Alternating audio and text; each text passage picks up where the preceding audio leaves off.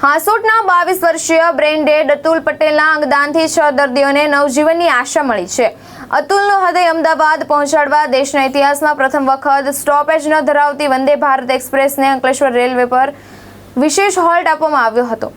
અકસ્માત બાદ brain dead જાહેર થયેલા અલવા ગામના અતુલ ભાવેશભાઈ પટેલના પરિવારે હૃદય, લીવર, બંને કિડની, સ્વાદુપિંડ અને ચક્ષુનું દાન કરવાનો માનવતાભર્યો નિર્ણય લીધો હતો.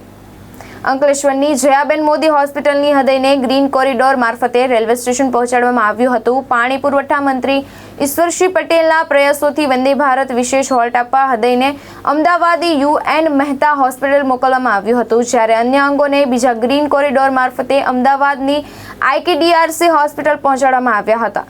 ડોનેટ લાઈફ દ્વારા કરવામાં આવેલું આ 59મું અને ભરૂચ જિલ્લાનું ત્રીજું હૃદયદાન છે. કેતન મહેતા, દ્રષ્ટિકોણ ન્યૂઝ, ભરૂચ.